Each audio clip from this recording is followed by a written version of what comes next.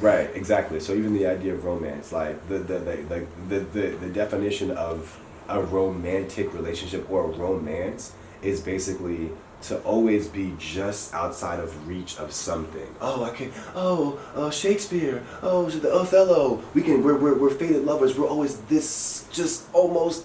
I love you.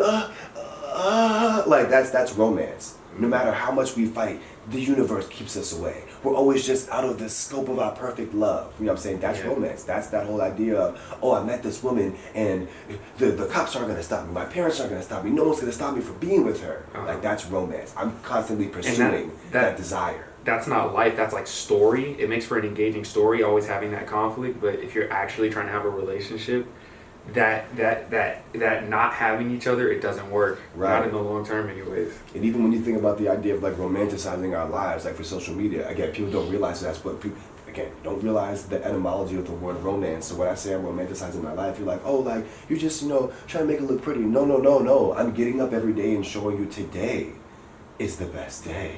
Today is the day that I'm going to, you know what I'm saying? Usually it's I'm going to be on stage. No, I'm going to the bathroom today. Today I'm just getting dressed. Today I'm on that. That's what that whole like, ooh, dang, like I'm killing it. That's romanticizing your life. Yeah. For people who don't understand that, they take that concept and they take it literally. They flip it so hard that if someone's not doing that in front of you, you think they're not real. Yeah. Ooh. That's where it gets sinister. That's where we're at. So if I don't see the old drip and I'm out here with the thing, you know what I'm saying? Then this isn't actually expensive, or this isn't actually stylish, or this isn't actually fashionable. What you're saying is like the bar for normality has been moved to such a degree that what is actually normal seems to be insufficient. It seems to be a problem.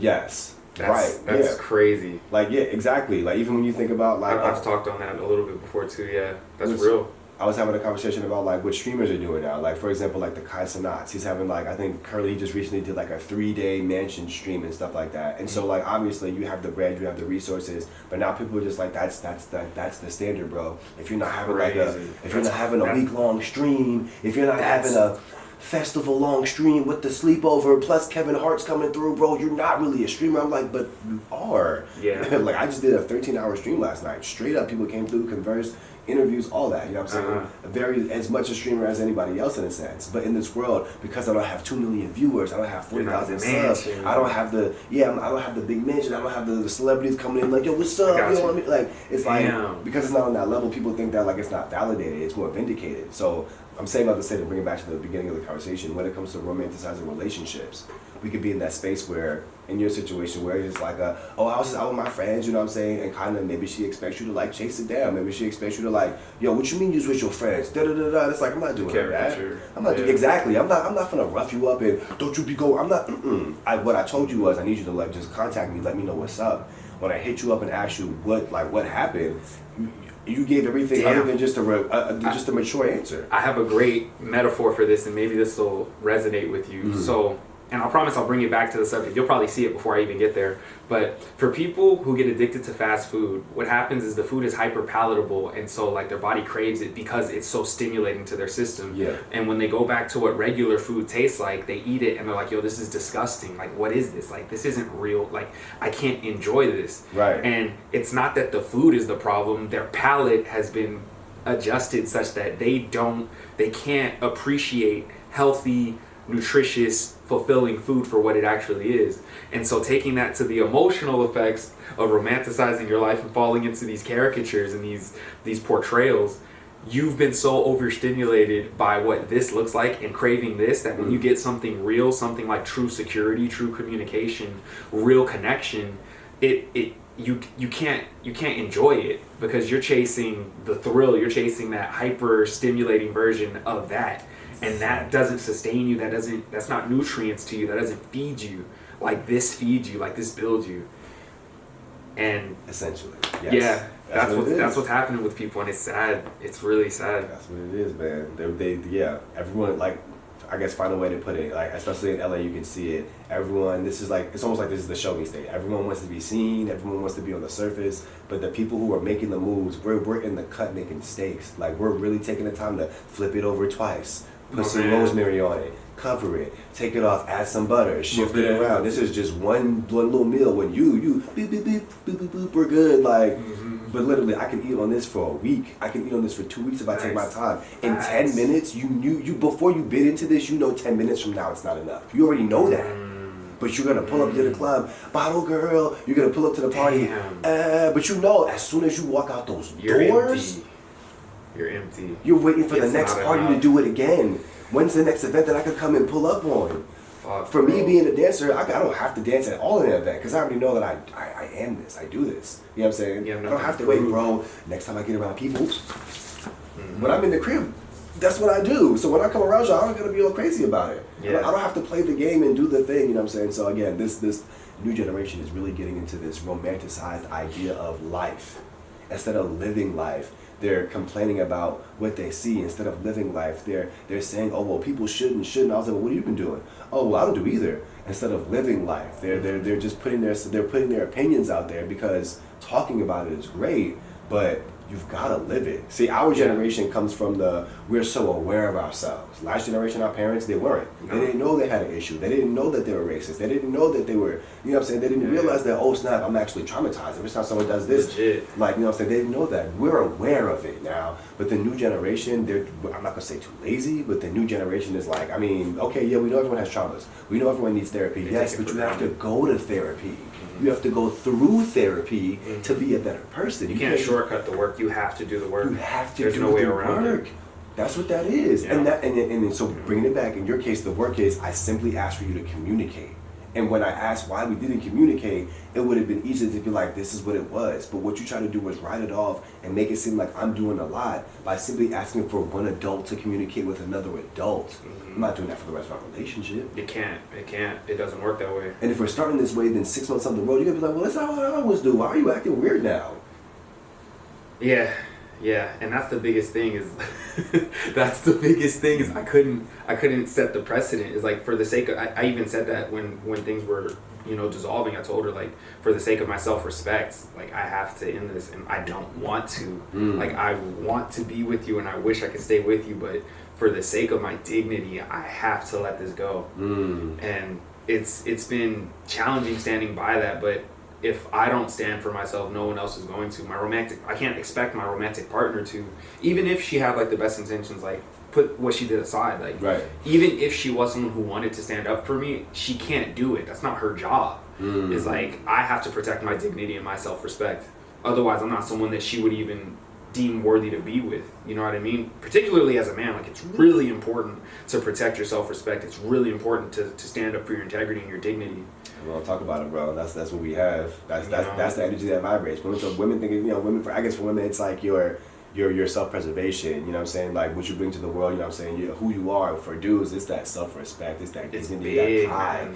It's everything. It's that pride. Yeah. It's a huge, like, pride can put you in some different places, but like you said, when it's wrapped in self-respect and dignity, like, there are a lot of moves that you will refuse to make because it's outside the scope of like, it's dignity, beneath me. Yeah, like, what do you mean? Like, oh, we'll give you, we'll double pay you. I'm not doing that. Yeah. Why not? Because that's not what I do. That's not what I represent. That's not who I am. Okay, we'll triple the pay. I'm not doing it. It's just, you could quadruple the pay. It doesn't matter. I'm not doing that. Right, because when I look back on it, you know what I'm saying, I have to answer to me, to my guy. Like, this is the thing for me. I got to look back and be like, oh, I did that. I mean, it was $2 million, but I did that. Yeah. I don't. That's not gonna feel good to me because that $2 million is gone tomorrow, bro. Like, with the way things are, inflation, baby. What's $2 million? So it's like you chopping off a piece of your soul for that $2 million. It's like I'm okay. So all that being said, thank you for having this conversation because hell yeah, bro. I really do feel like as far as like moving forward in the world, this is the energy. Oh my God, I feel it. This is the energy I have to stay in. Like, it's less about, you know what I'm saying. You know what I'm saying, what the connection, well, not less about, but it's less about,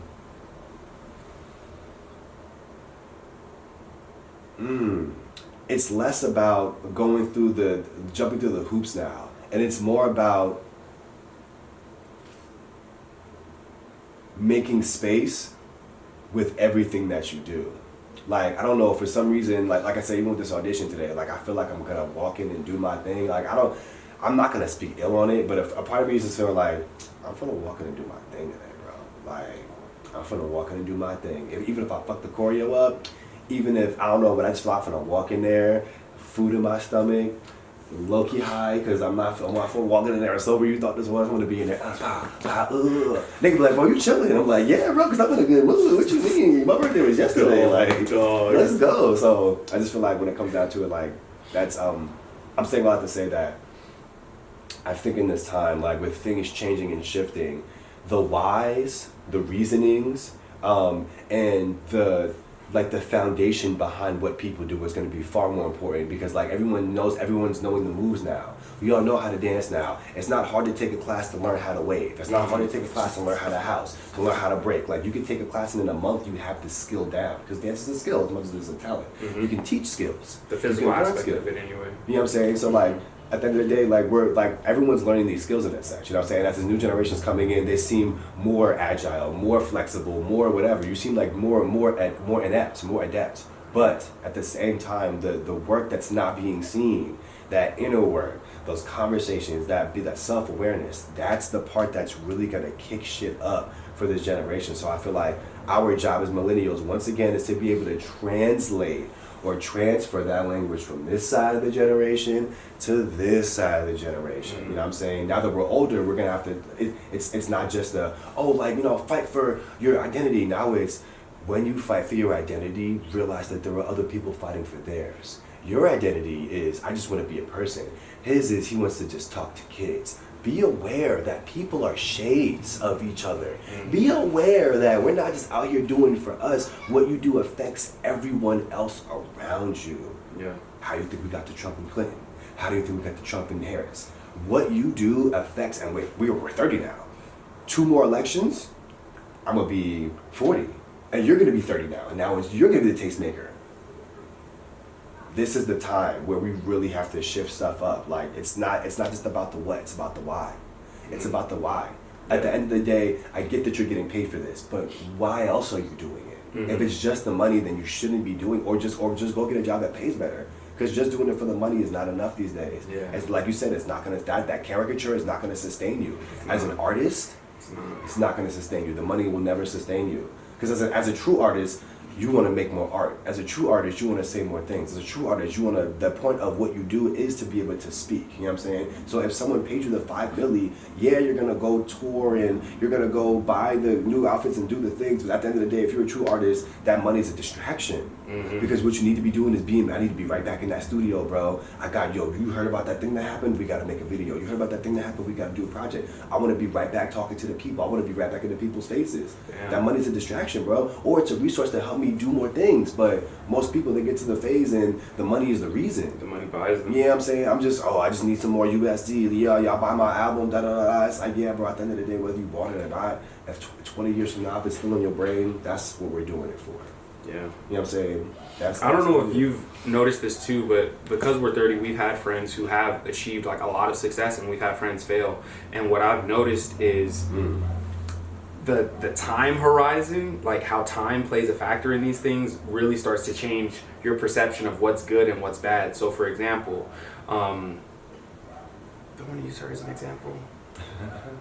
Yeah, I won't say who though, but we have a mutual friend, who exploded on social media as a dancer.